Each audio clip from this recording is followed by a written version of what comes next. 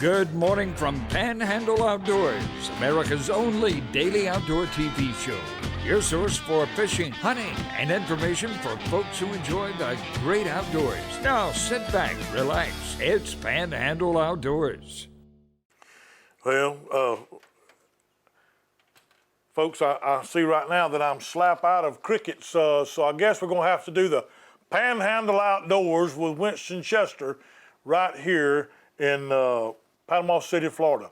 Billy Grantham here, so tickled to death to be here with you today, and got a special guest that you're going to truly enjoy. I know it a whole bunch.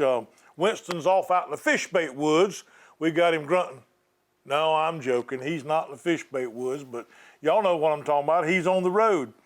Today on Tuesday, we got 50% chance of rain. Get your raincoat before you go out the door with it. A high of 72. You hear what I said? I said a high of 72 degrees today, a low of 57. 57, that's what I said. Showers likely, a slight chance of thunderstorms. Northeast winds at 5 to 15 miles an hour. Gonna pick up late this afternoon, they theorize. High tide, our tide's brought to you by Kent Forest Lawn here in Panama City. High tide at 9:38 a.m. mid-morning, and a low at 5:47 p.m. Still be ripping out in the afternoon if you get off work early. It showed me 4 fish around noon on the fish feeding. River reading in Bluntstown brought to you by Mountain Dew. Take it outside and do. Bluntstown 11 feet and dropping. On the Chipola River at 17 feet 0.5 and dropping. And Choctawhatchee at Caryville 9.5 and dropping.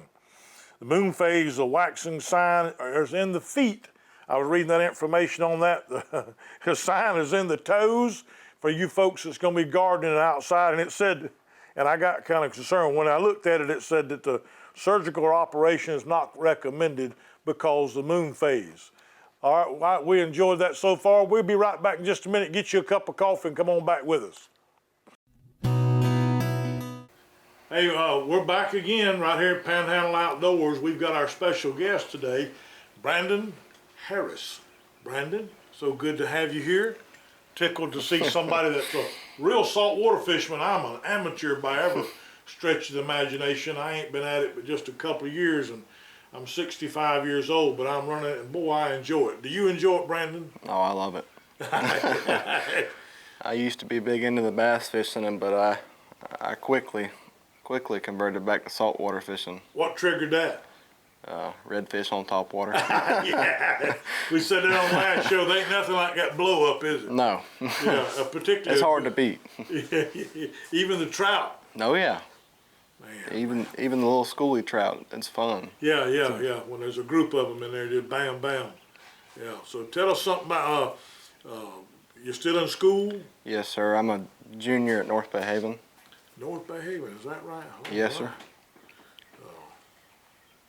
And then when you get an opportunity, you flee out there on the water somewhere. Yeah. Any opportunity I can get. Yeah. Is there any particular time of the year you like to get out there and get at it? I don't have a particular time of year, but I do have my favorite times of year. Coming up fall is one of my favorite times of year. Yeah, I remember Captain Roy talking about, Winston was asking, I'm looking for that big wisdom from those old timers that know the game, was talking about May and October. Is that what little time you've done it? Is you kind of learn that is when that temperature drops, that water starts cooling? Right. I prefer the spring and fall fishing. It's kind of similar to me. I use kind of the same tactics in cool water fishing, I guess you could say. You're telling me you change your tactics from the summer a little bit into the fall? Yeah, a little bit. I tend to power fish more in the summer and then look for fish. When cooler water, I tend to look for fish, any movement or feeding. Right. Yeah. Right. Okay. Yeah. All right. You smoking on. I've had no luck at that whatsoever. Every time I spot one tailing somewhere like that, I spook him or he don't buy it or something. I've got to pay him better, I reckon. Right. Yeah. Is it you've had that happen before where you spotted some tailing and you've been able to throw out there and that's when you have it succeed, that's a big deal, isn't it? Oh yeah, it's fun. It is. It don't get old. Oh man, I haven't ever had that happen. It was just me, just free casting and getting lucky, as you say, for me. But I enjoyed it too. I have been raised fishing in Lake Seminole and the Apalachicola River and catching big catfish and bass and all that. Right. But after coming down here and getting those redfish or those big trout to hit, that's butter and snuff, as y'all have heard me say. Oh boy, yeah. If you were going in about, let's say a month from now, when the water is finally, the fresh water has purged out of there, and the tannic water has kind of subsided, and you had 2 rods laying in the boat right there, what would you have them rigged with? I'd have a 7-foot medium with a top water on it, a badonkadonk or a skitterwalk. What color? Bone? On a badonkadonk, I use a bone color, and a skitterwalk, I use I don't know what the color's called. It's kind of a bronze on top with an orange belly. Okay. And my other rod would either be probably a 3/16 ounce jig head with a paddle tail on it, or a 1/4 ounce copper spoon. Y'all see me grinning. I can see it. I'm right now. The season is coming on, and I'm getting excited just thinking about looking down at the bottom of the boat and picking it up right now on that calm morning, and it about 60 degrees, and you're going, am I right? Listen to me, am I right? Yeah, it is. I get excited just thinking about that. That cool weather got me excited last week. Yeah, it's fixing to happen again. Y'all get ready for it now. I'm just telling you, it's fixing to transition and cool down and get real good. Right. So that was making me, just hearing you say that was knowing this weather's transitioning and changing. I was getting excited about, exactly. I can see me launching my boat in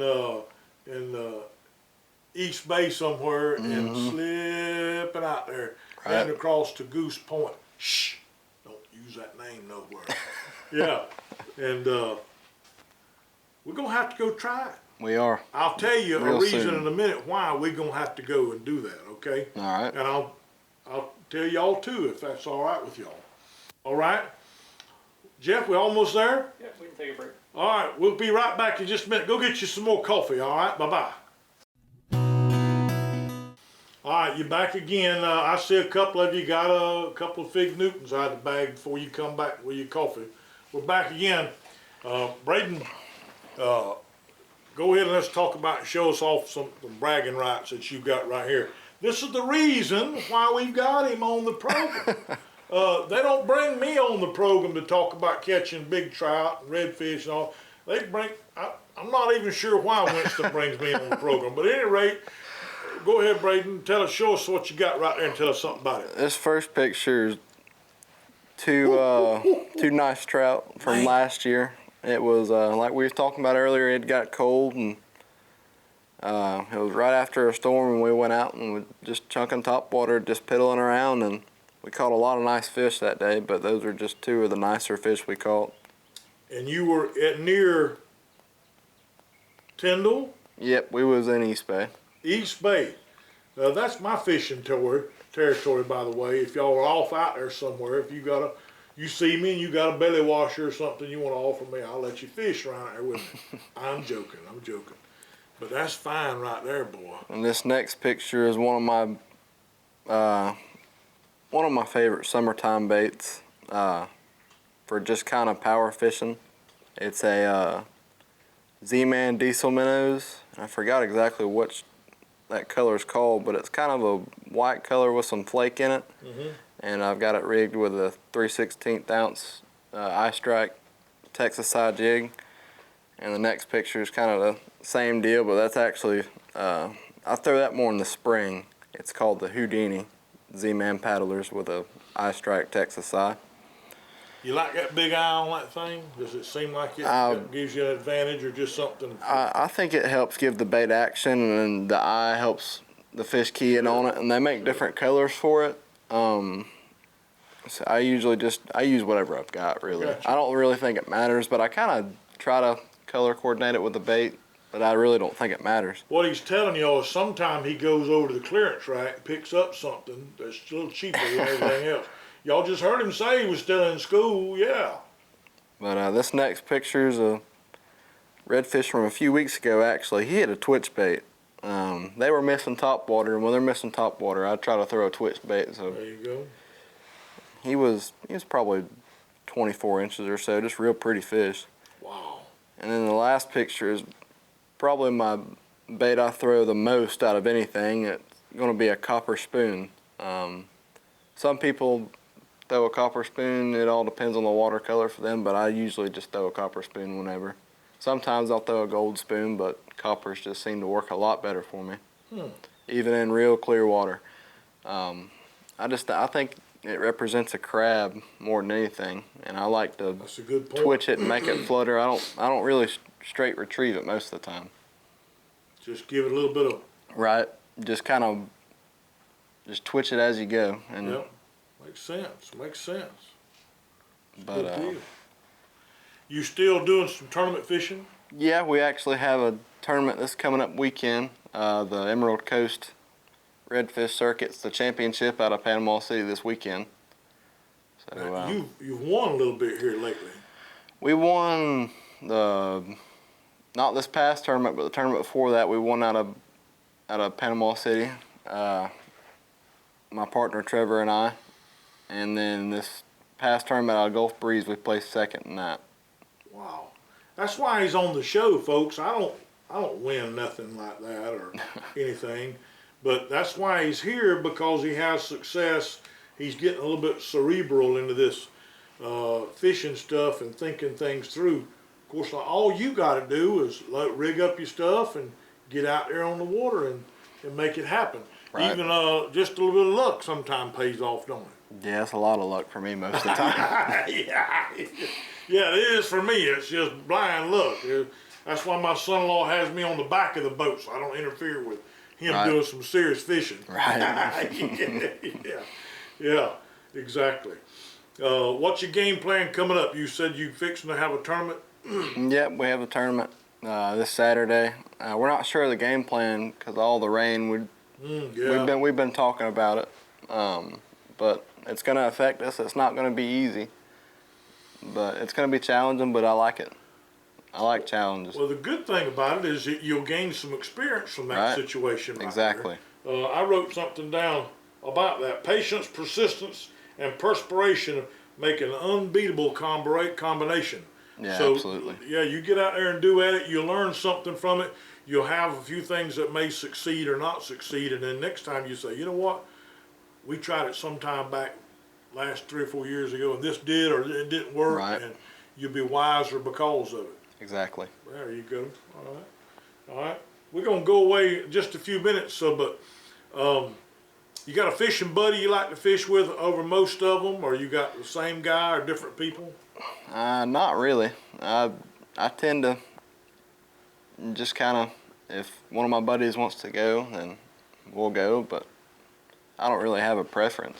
In other words, whoever can talk you into letting them go along with you, maybe. Is that it? I guess you could say that. All right, good. That or I go with them, one or the other. Yeah, exactly. Yeah, ride with somebody else. Right. Hey, we're going to be back in just a few minutes. Y'all stay with us, all right? All right, folks, we're back again. Thrilled to have you again. We're going to show you some more pictures. Hope you enjoy them, and y'all stay with us. Remember now, we're not up at the studio, so I don't have a big monitor on the television to look at to see what you're seeing, but we're trying to make do with that. This first photograph you got right here is a scallop. LaWanna McDonald, a high school friend of mine that I went to school with, and her husband Robert done some scalloping in St. Joe Bay. And she sent this picture out to me, give me permission to show it off That's one she picked up. And then there's a sunset right there late in the afternoon after they gathered up scallops. She sent that to me. Now they're gonna be a little out of sequence a little bit, so y'all work with me right here on this. This is Michael Forward. I worked with him at the state prison at Appalachia. He fished on the Apalachicola River and caught these things right here. And some blackfish and some bass. Looks like a good mess of them too. Yeah, it's a nice mess. Look at there. And he had a good time. And I just saw some the other day he caught and had time to get them all together to show them off. But he did. Marcus Whittington lives through the woods across the creek from me. Caught this catfish. Looks like he's every bit of what? 18 pounds, 16 pounds nice on the Apalachicola River. And he was tickled to death, and his mama sent that to me, and I told her I'd put him on television. Marcus Whittington from there in Sneeds. An amberjack my son-in-law caught. Woo, woo, that's a fine one. What an amberjack. He kept the line tugged up, weighed about 70 pounds, I think. My son-in-law told me, and off out there, well, it's been at least a couple of weeks ago, and caught that thing, and we eat some of that hammer knocker. Let me tell you what, it was delicious. It was delicious. Kaz Wester. Old Kaz told me the other day he'd been catching some of those right there with a friend of his, redfish, and enjoyed it so much. Guess what he told me he was going to do, Braden? What was he going to do? Buy him a boat. Buy him a boat? Yeah, he said he loves that stuff off out there on them flats fishing. He was excited. It's very addictive. It is. I've been taking my wife, and she's been catching them trout, but she hadn't caught her first redfish. Will she get rid of that? She'll say, "Let's go buy a boat." You reckon? I hope so. Maybe so. LaWanna had these in a bucket. She sent to me just a picture of them. I like them like that right there, but guess what I do? I like them a lot better like that right there. I hear you. Shucked and ready to do whatever. Some of y'all can think of some recipes to do with them scallops ready to go. I know you could get your mouth to slapping your brains out. Bet y'all didn't know this. Only a few of y'all do. Scallops have got 200 eyes on their head right now. I had no clue. I didn't either till my wife told me that, teaching my grandyoungin something. I didn't know that till I looked it up. But they're not the same kind of eyeballs that we got on our head. They're a little bit different. But anyhow, 200 of them. They can see the peripheral. These are some underwater pictures LaWanna sent me. You know, they do a great job, but you can see those eyes still perking out under there. Wasn't that some great, look at that thing trying to escape right there. That's a pretty picture there. It is a great picture. Some wonderful pictures of some scallops. Look at that. Underwater stuff. Y'all need to get out there and go do some stuff. That's y'all just sitting around the house doing nothing. Get out and enjoy it. There's Robert with a bag full done come up. That rascal's a tailback when I was in high school could get through the line and get up the field. We won a state championship with that hammer knocker right there. He was tough. Look here. Scott Gosnell works the supervisor elections office there in Jackson County. Y'all remember me last year telling y'all mooring hen season was in September the 1st. He shot up a basket full right there, and they pulled the breast out of them hammer knockers and put a little Dale seasoning on it, low sodium, and put a little bit of bacon on it. Ever tried redfish with bacon on it? No, I'm joking. I've never done that. I have though. Pretty good. Yeah. Scott Gosnell with a male wood duck right there, showing him off. They've retrieved and shot. I can't remember. Scott told me this gentleman's name, and I have forgotten it. I had thought I had it written down, but I have forgotten it with the redfish they were on back this year. That was at St. Joe.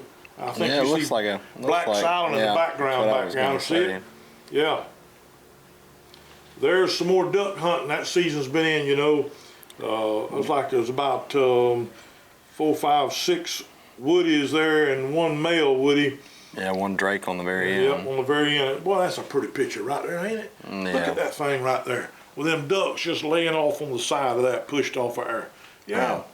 Sometimes you got to get in them tight spots to make it happen. Right. You got to kind of go out of your comfort zone to to make it work out. This here's Austin Skeen from over around Tallahassee. Was over shooting clays in the backyard in the field behind my house the other day with me. He had a little success right there. That's like woodies and maybe a teal in there. I can't tell. I'm not that good at it. Y'all done told y'all I'm just lucky is all I am. But I think you'd enjoy that right there pretty good. A little bit of smorgasbord, if you will, of stuff to see and do. Huh? Right. You ever done much duck hunting? I hadn't done a whole lot of it, but I do like to do it. It's fun. I don't care much for it. I'd rather have that brim buster in my hand or that rod. Boy, that's a spot right there. Huh? We've had redfish tail in the decoys before, and I just couldn't stand it. That's crazy. That's crazy. Of course, I didn't have a rod with me, so. Oh man, that's hard. I just had to watch it. I've about learned I don't go nowhere what I ain't got a rod in the back of my truck if I come off down this way. Right. Yeah, because you just don't never know. I just come around the corner and it's beautiful out there this morning. Oh yeah. Yeah, but it looks probably tainted. Look here, we're gonna have to go in just a minute. High school football is going on. These schools need your support because so many of them are canceling games because of the COVID. Find an opportunity to go out and see a high school football game and get excited and spend a little money with them and support this high school athletics. That's a good idea, ain't it? Oh yeah. Yeah, because a lot of these schools don't have the income like they've been doing. Y'all get out there and enjoy them and spend some time with them, all right? See y'all.